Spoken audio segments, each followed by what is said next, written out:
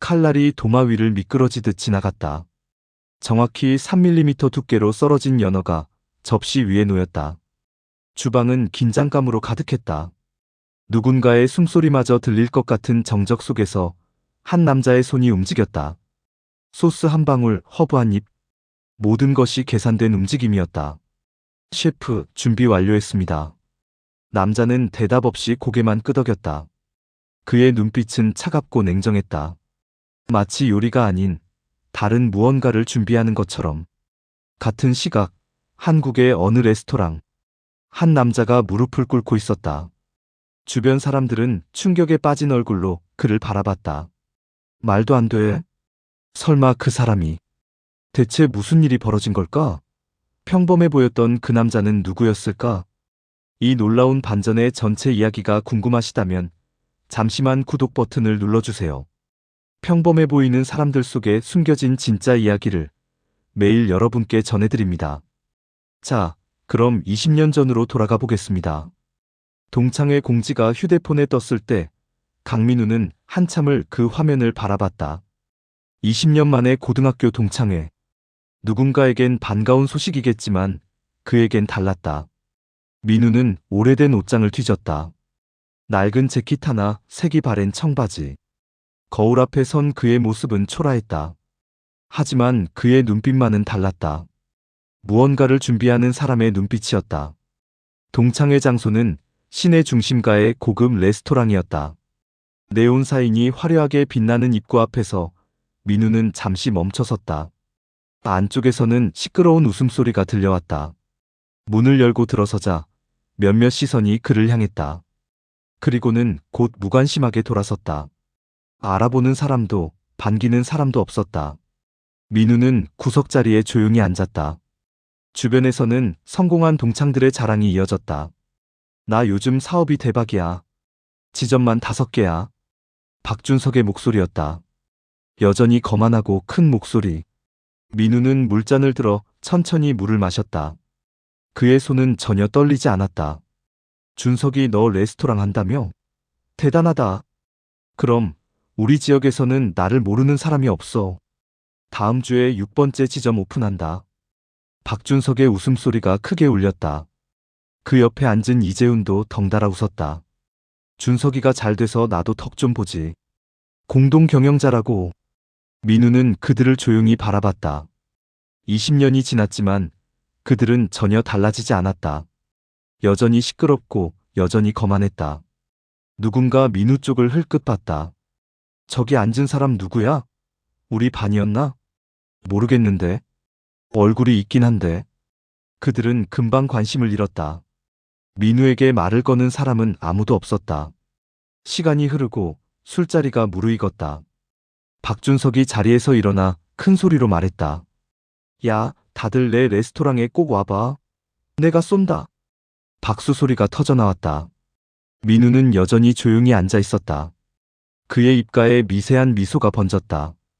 아무도 눈치채지 못할 만큼 작은 미소였다. 동창회가 끝나고 사람들이 하나둘 자리를 떴다. 민우도 일어섰다. 나가는 그의 뒷모습을 본 사람은 아무도 없었다.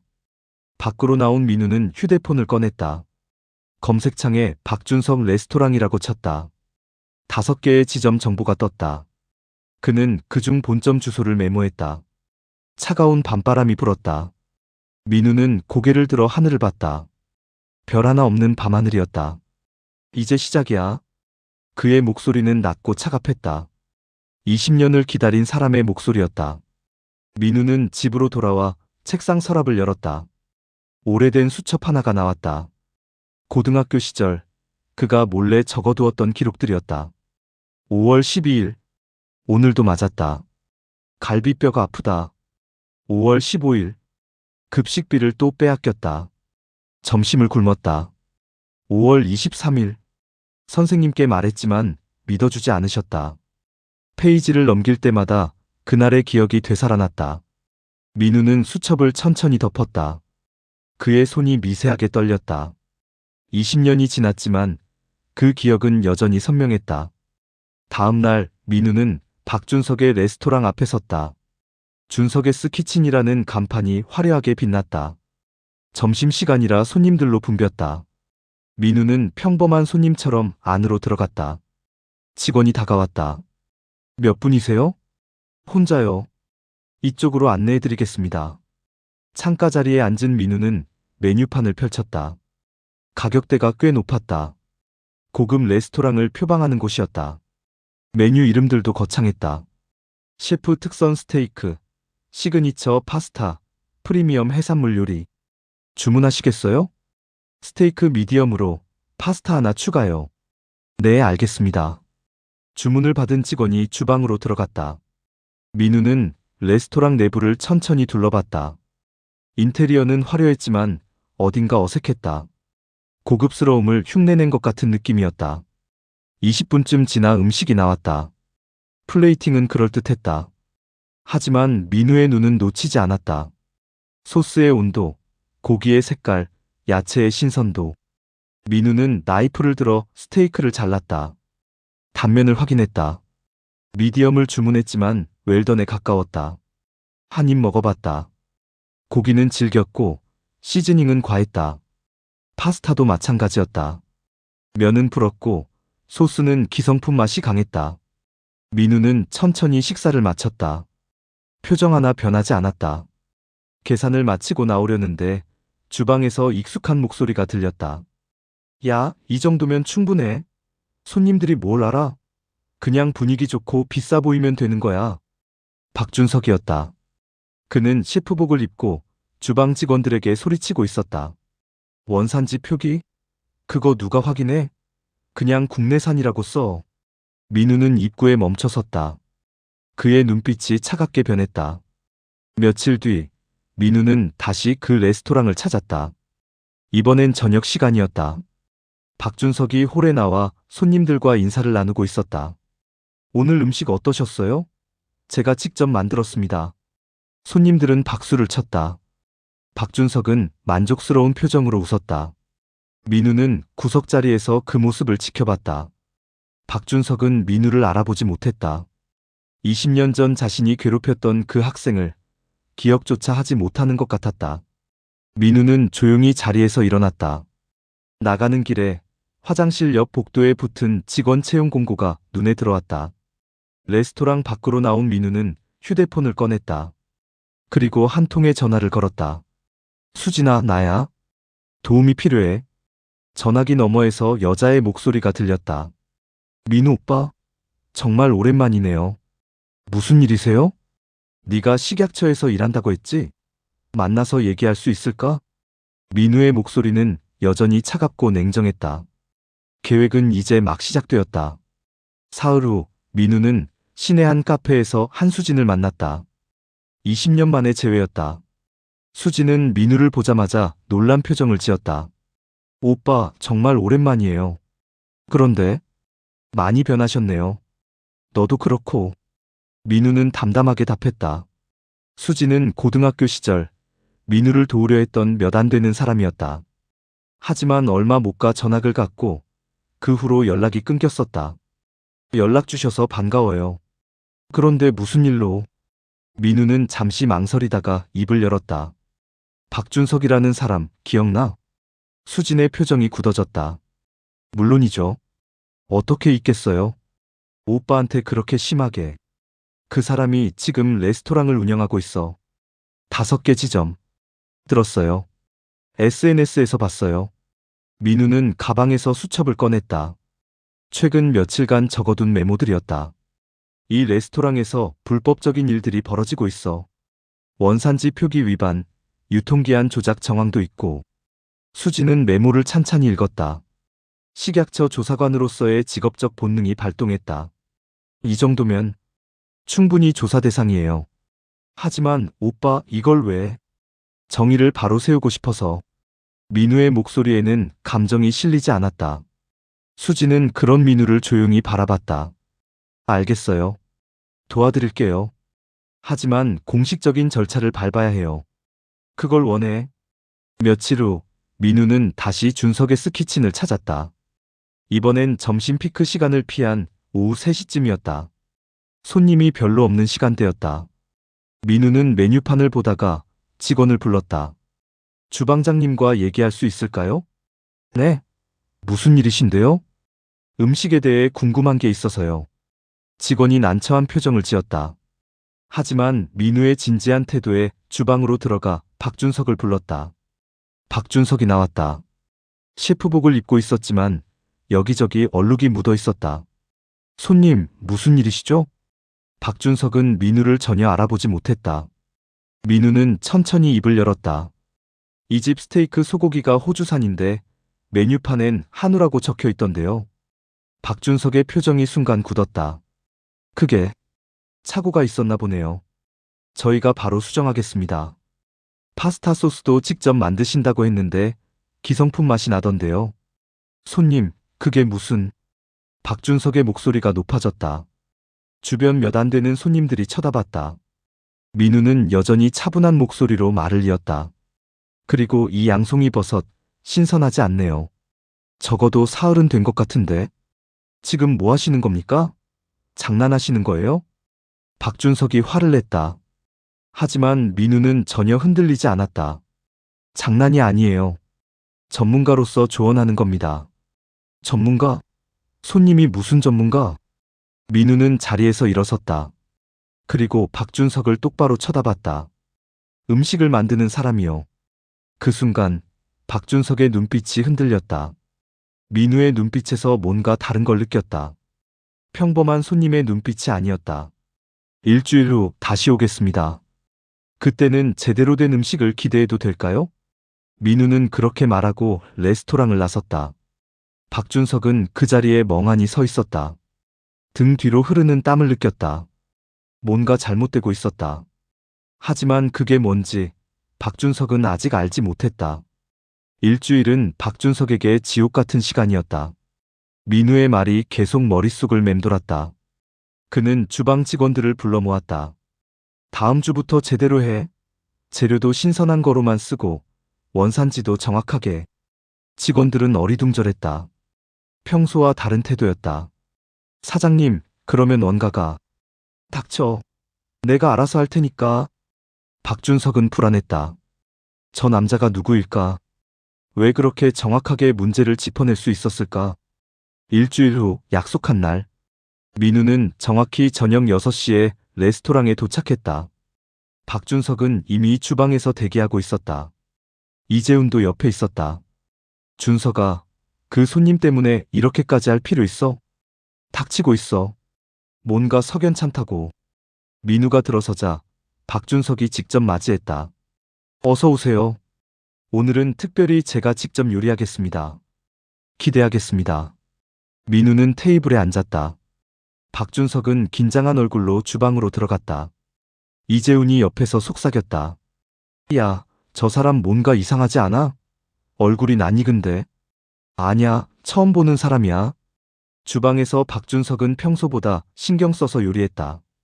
스테이크 온도를 정확히 맞추고 야채도 신선한 것으로 골랐다. 소스도 직접 만들었다. 30분 후 음식이 나왔다. 플레이팅도 평소보다 정성스러웠다. 박준석은 민우의 반응을 주시했다. 민우는 천천히 나이프를 들었다. 스테이크를 잘라 한 입 먹었다. 표정 하나 변하지 않았다. 파스타도 맛봤다. 어떻습니까? 박준석이 조바심 내며 물었다. 이전보다는 낫네요. 이전보다는... 하지만 아직 멀었어요. 민우는 포크를 내려놓았다. 스테이크 시즈닝이 불균형해요. 소금은 고기를 굽기 전에 뿌려야 하는데 굽고 나서 뿌렸죠. 파스타 면도 30초 정도 더 삶았어야 해요. 알덴테가 아니에요. 박준석의 얼굴이 붉어졌다. 손님이 요리사도 아니면서 어떻게... 요리사예요. 민우가 차분하게 말했다. 그것도 꽤 오래 일한... 순간 레스토랑이 조용해졌다. 주변 손님들도 대화를 멈추고 이쪽을 봤다. 그렇게 잘 아시면 직접 해보시죠. 박준석이 도발했다. 민우는 잠시 그를 바라보다가 천천히 고개를 끄덕였다. 좋아요. 뭐? 요리 대결 하시겠다는 거죠? 박준석은 순간 당황했다. 하지만 이미 뱉은 말이었다. 주변에서 웅성거리는 소리가 들렸다. 오케이 합시다. 일주일 후 여기서. 같은 재료로 같은 요리를 만드는 거예요. 좋아요. 심사는 누가 하죠? 손님들이요. 이 레스토랑 단골들. 민우가 제안했다. 박준석은 잠시 망설이다가 고개를 끄덕였다. 좋아. 근데 당신 이름이 뭐죠? 강민우. 그 이름을 듣는 순간 박준석의 표정이 미세하게 변했다. 어디선가 들어본 것 같은 이름이었다. 하지만 확신할 수 없었다. 민우는 자리에서 일어났다. 그럼 일주일 후에 뵙겠습니다. 레스토랑을 나서는 민우의 뒷모습을 보며 이재훈이 박준석에게 속삭였다. 야, 강민우. 우리 반에 그런 애 없었어? 박준석의 얼굴이 창백해졌다. 기억의 저편에서 희미한 얼굴 하나가 떠올랐다. 설마 그 찐따? 하지만 확신할 수 없었다. 20년이라는 시간은 사람을 많이 바꿔놓았다.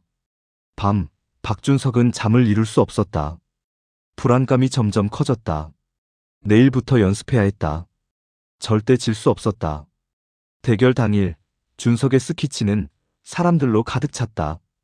소문을 듣고 온 단골 손님들과 동창들까지 모였다. 박준석은 주방에서 마지막 준비를 하고 있었다. 손이 떨렸다. 준석아, 긴장하지 마. 네가 이길 거야. 이재훈이 격려했다. 하지만 박준석은 불안했다. 일주일 내내 연습했지만 자신이 없었다. 오후 6시 민우가 도착했다. 그런데 모습이 달랐다. 깔끔한 검은색 셰프복을 입고 있었다. 전문가용 칼 세트를 든 손에는 자신감이 넘쳤다.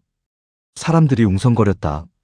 와, 저 사람 진짜 요리사인가 봐. 근데 어디서 일하는 사람이지? 민우는 주방으로 들어왔다. 박준석과 나란히 섰다. 둘 사이의 공기가 팽팽했다. 이재훈이 규칙을 설명했다. 오늘 메뉴는 안심 스테이크와 크림 파스타입니다.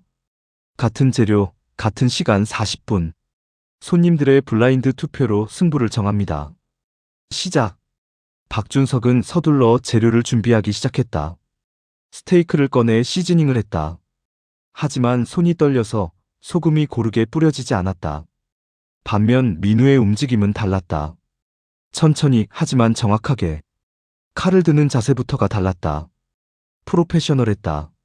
민우는 스테이크를 실온에 둔 채 먼저 소스 준비를 시작했다. 양파를 다지는 칼질이 일정했다. 똑똑똑. 리듬이 있었다. 구경하던 사람들이 속삭였다. 저 칼질 좀 봐. 장난 아닌데? 어디서 배운 거지? 박준석은 민우의 움직임을 힐끗힐끗 쳐다봤다.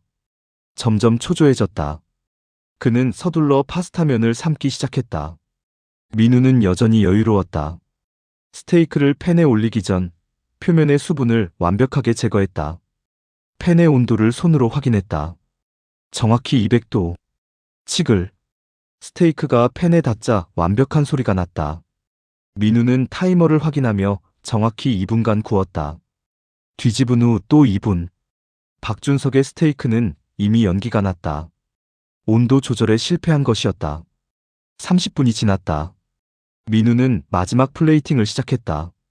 접시 위에 스테이크를 올리고 소스를 정확한 양만큼 둘렀다. 허브 한 잎을 올렸다. 모든 게 계산되어 있었다. 시간 종료. 2접시가 나란히 놓였다. 차이는 명확했다. 박준석의 접시는 어수선했다. 소스가 고르지 않았고 스테이크의 색도 일정하지 않았다. 민우의 접시는 예술 작품 같았다. 완벽한 미디엄 레어, 균형 잡힌 플레이팅. 레스토랑이 아니라 미슐랭 레스토랑에서나 볼 법한 수준이었다. 손님들이 시식을 시작했다. 먼저 A 접시, 박준석의 요리였다. 반응이 미적지근했다. 괜찮네요. 고기가 좀 질긴데? 다음은 B 접시, 민우의 요리였다.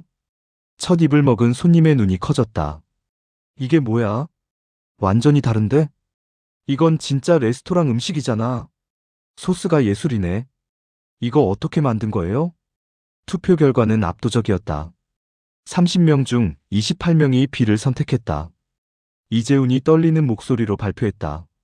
승자는 B 강민우 씨입니다.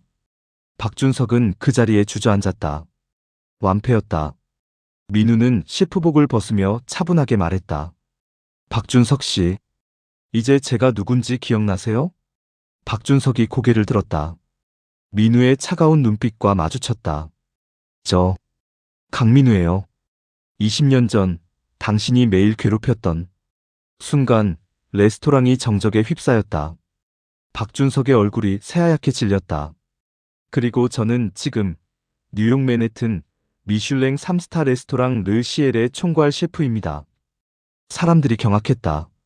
미슐랭 3스타. 전 세계에 100개도 안 되는 그 레스토랑의 셰프가 바로 여기 있었다.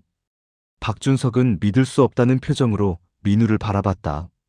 그 찐따가, 그 매일 맡고 다니던 애가 미슐랭 셰프? 거짓말이지. 증명해봐. 박준석이 다급하게 소리쳤다. 민우는 조용히 휴대폰을 꺼냈다. 화면을 사람들에게 보여줬다. 뉴욕 타임즈 기사였다. 르시엘의 천재 셰프 강민우 제목 아래 민우의 사진이 있었다. 미슐랭 가이드 공식 홈페이지도 보여줬다. 3스타 등급과 함께 민우의 이름이 선명했다. 세상에, 진짜였어. 사람들이 웅성거렸다. 누군가 휴대폰으로 검색하기 시작했다. 민우에 대한 기사들이 쏟아져 나왔다. 세계적인 요리대회 우승, 유명 셰프들과의 협업, 각종 수상 경력. 박준석은 그 자리에서 무너졌다. 완전한 패배였다. 실력으로, 명성으로 모든 면에서 압도당했다. 20년 전 기억나요? 제가 매일 복도 구석에서 맞을 때 당신은 웃었죠. 민우의 목소리는 여전히 차가웠다. 급식비를 빼앗아가면서 이건 약자 세금이라고 했죠. 선생님께 말하면 더 세게 때린다고 협박했고, 주변 사람들의 시선이 박준석에게 쏠렸다. 따가운 시선들이었다. 저는 그때 어려서 몰랐다? 20살이 넘어서도 계속 그랬잖아요. 군대 가기 전날도 절 불러내서 때렸죠. 이재훈이 끼어들었다. 야, 그만해. 옛날 일 가지고. 민우가 이재훈을 돌아봤다. 이재훈 씨, 당신도 똑같아요. 오히려 더 심했죠. 직접 주먹을 휘둘렀으니까. 이재훈의 얼굴이 붉어졌다. 그래서 뭐, 복수하러 온 거야? 20년이나 지났는데? 복수는 아니에요. 민우가 조용히 말했다. 정의예요. 당신들이 과거에 저지른 일에 대한 책임을 묻는 거죠. 과거 일로 뭘 어쩌겠다는 거야? 민우는 가방에서 서류 뭉치를 꺼냈다. 과거 일만이 아니에요. 현재 진행형이죠. 그는 서류를 테이블 위에 펼쳤다. 원산지 표기 위반 증거 사진들, 유통기한이 지난 식재료 사용 증거, 직원 폭행 녹취록, 임금체불 내역. 이건 박준석의 얼굴이 창백해졌다. 3주 동안 모은 증거예요. 5개 지점 모두에서 불법 행위가 일어나고 있더군요. 민우는 또 다른 서류를 꺼냈다. 최동현 씨, 구청 위생과 공무원이시죠? 박준석 씨에게 매달 300만 원씩 받으면서 단속 정보를 빼돌렸죠. 통장 거래 내역 여기 다 있어요. 구석에 서 있던 최동현이 황급히 뒤로 물러났다. 그리고 이재훈 씨. 직원 폭행은 형법 260조 상해죄로 처벌받을 수 있어요. 피해자 진술서도 확보했습니다. 레스토랑이 숨죽인 듯 조용했다.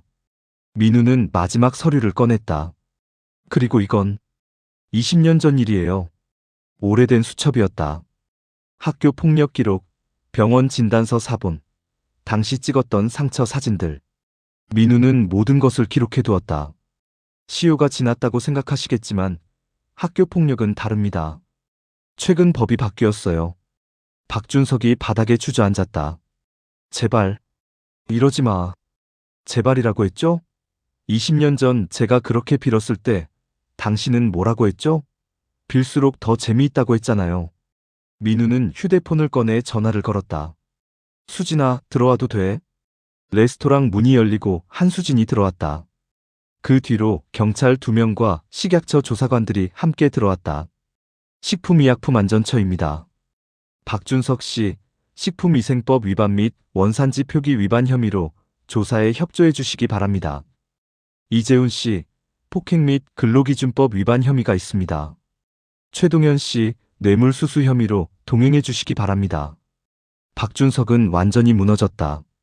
레스토랑, 명예, 모든 것이 한순간에 무너지는 순간이었다. 민우는 그들을 차갑게 내려다봤다. 20년을 기다린 순간이었다. 경찰이 박준석 일당을 데리고 나간 후 레스토랑에는 민우와 수진만 남았다. 사람들은 모두 충격에 빠진 채 떠났다. 오빠 괜찮아요? 수진이 조심스럽게 물었다. 민우는 창밖을 바라보며 서 있었다. 그의 눈빛에는 복잡한 감정이 담겨 있었다. 괜찮아. 오히려 시원해. 정말요? 표정이 그렇게 안 보이는데? 민우는 쓴웃음을 지었다. 솔직히 말하면 기분이 이상해. 20년을 기다렸는데 막상 끝나니까 허전하네. 그는 주머니에서 오래된 수첩을 꺼냈다. 20년 전 적어두었던 그 기록들. 이걸 쓰기 시작한 게 18살 때였어. 누군가는 믿어줄 거라고, 언젠가는 정의가 실현될 거라고 생각하면서. 그래서 모든 걸 기록했던 거군요. 응. 날짜, 시간, 장소, 목격자. 심지어 날씨까지 적었어. 병원에 갈 때마다 진단서도 챙겼고. 민우는 수첩을 천천히 넘겼다. 근데 아무도 믿어주지 않았어. 선생님들도 부모님도. 오히려 내가 문제라고 했지. 네가 잘못해서 그런 거 아니냐고. 수진의 눈에 눈물이 맺혔다. 그때 제가 전화까지 안 왔더라면. 아니야. 너는 최선을 다했어. 도와주려고 했잖아. 민우는 창밖을 바라봤다. 밤거리에 네온사인들이 깜빡였다. 미국 가서 요리를 배우기 시작한 것도 사실은 도망치고 싶어서였어. 이 나라, 이 동네, 이 모든 기억으로부터. 그런데 왜 돌아오신 거예요? 민우는 잠시 침묵했다. 뉴욕에서 성공하고 미슐랭 스타를 받고 세계적인 셰프가 됐어. 돈도 벌었고 명예도 얻었지. 근데 계속 남는 게 있더라고. 뭐가요? 분노. 그리고 두려움. 민우의 목소리가 낮아졌다. 밤마다 악몽을 꿨어. 복도에서 맞는 꿈, 도망치는 꿈. 아무리 성공해도 그 기억은 사라지지 않았어. 수지는 조용히 민우의 말을 들었다. 그래서 결심했어. 이걸 끝내지 않으면 평생 이렇게 살 거라고. 도망친 거라고. 민우는 수첩을 덮었다. 복수가 아니라 정의라고 말했지만 솔직히 잘 모르겠어. 내가 정말 정의를 원했던 건지 아니면 그냥 복수하고 싶었던 건지. 오빠. 근데 확실한 건 이제 끝났다는 거야. 그들도 대가를 치르고 나도 이제 놓을 수 있어. 민우는 수첩을 테이블 위에 내려놨다. 20년 동안 이걸 품고 살았어. 이제 내려놓으려고. 수진이 조심스럽게 물었다. 그럼 이제 뭐 하실 거예요? 민우는 잠시 생각했다. 뉴욕으로 돌아가겠지. 내 레스토랑, 내 팀이 기다리고 있으니까. 그게 다예요? 민우가 수진을 봤다. 아니, 하나 더 할 일이 있어. 다음 날 민우는 고등학교를 찾아갔다. 20년 만에 모교였다. 운동장은 여전했고 건물도 그대로였다. 교장실을 노크했다. 실례합니다. 졸업생인데요. 학교에 기부를 하고 싶어서 왔습니다. 기부요? 네. 학교 폭력 피해 학생들을 위한 상담실을 만들고 싶어요. 그리고 매년 장학금도 지원하려고 합니다. 민우는 서류를 꺼냈다. 조건이 하나 있어요. 피해 학생들이 안전하게 도움을 요청할 수 있는 시스템을 만들어주세요. 20년 전에 저처럼 혼자 고통받는 학생이 없도록. 교장은 놀란 표정으로 서류를 봤다. 기부 금액은 2억 원이었다. 학생 이름이 강민우? 네. 20년 전 이 학교에서 가장 외로웠던 학생이었습니다. 민우는 복도를 걸으며 과거를 떠올렸다. 그 구석, 그 계단, 그 화장실. 모든 게 그대로였다. 하지만 이제 달랐다. 더 이상 두렵지 않았다. 더 이상 도망치지 않아도 됐다. 민우는 학교 정문을 나서며 깊게 숨을 들이마셨다. 20년 만에 처음으로 진짜 자유를 느꼈다. 한 달 후 박준석은 구치소 면회실에 앉아 있었다. 원산지 표기 위반, 식품위생법 위반, 학교폭력 가중처벌로 징역 2년이 선고됐다. 레스토랑 5곳은 모두 영업 정지됐고 결국 문을 닫았다. 이재훈은 직원 폭행과 임금체불로 징역 1년 6개월, 최동현은 뇌물수수로 공직에서 파면되고 벌금 5천만 원을 선고받았다. 면회 온 사람은 아내였다. 그녀는 차갑게 이혼 서류를 내밀었다. 당신이 그런 사람인 줄 몰랐어요. 학창시절에 사람을 그렇게 괴롭혔다니. 박준석은 아무 말도 할 수 없었다. 같은 시각 공항. 민우는 출국장 앞에 서 있었다. 뉴욕으로 돌아가는 비행기 티켓을 손에 들고. 수진이 배웅을 나왔다. 정말 가시는 거예요? 응. 내 자리로 돌아가야지. 다시 올 거예요? 민우는 잠시 생각했다. 모르겠어. 어쩌면 다시 안 올지도. 여기서 할 일은 다 끝났으니까. 수진이 작은 상자를 건넸다. 이거 받으세요. 뭔데? 나중에 열어보세요. 비행기에서. 민우는 고맙다는 눈빛으로 상자를 받았다. 수진아, 고마워. 네가 아니었으면 못했을 거야. 아니에요. 오빠가 용기 낸 거예요. 저는 그냥 옆에 있었을 뿐이고. 민우는 출국장으로 들어가기 전 마지막으로 뒤를 돌아봤다. 한국, 고향, 그리고 20년의 상처. 모든 게 저 뒤에 있었다. 비행기 안에서 민우는 수진이 준 상자를 열었다. 안에는 편지 한 장과 오래된 사진이 들어있었다. 사진은 고등학교 시절 수진이 몰래 찍었던 거였다. 민우가 창가에서 혼자 책을 읽고 있는 모습. 외롭지만 어딘가 평화로운 표정이었다.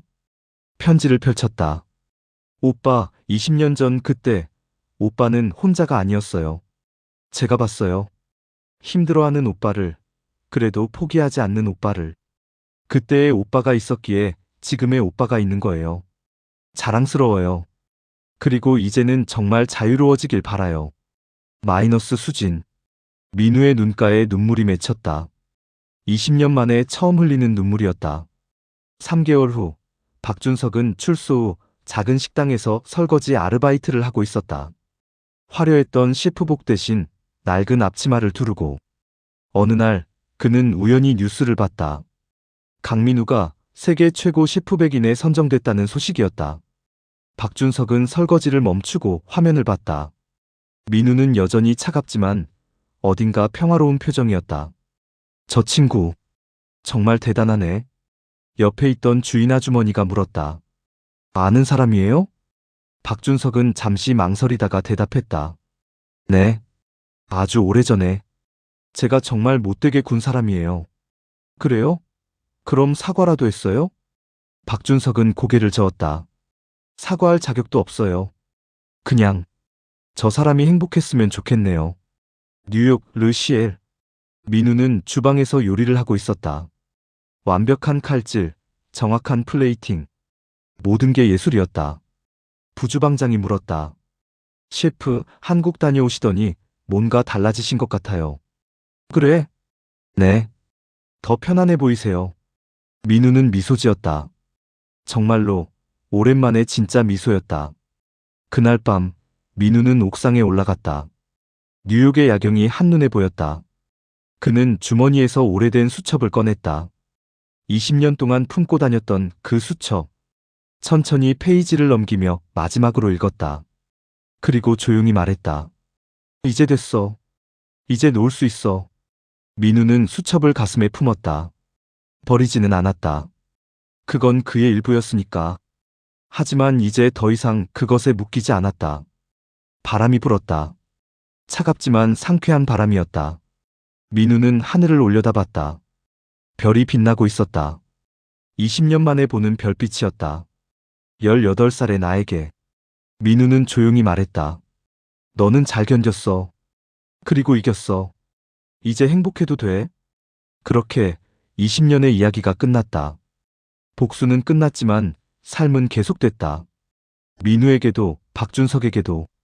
다만 이제 민우는 자유로웠고 박준석은 자신의 죗값을 치르고 있었다. 정의는 늦었지만 결국 실현됐다. 그리고 그것으로 충분했다.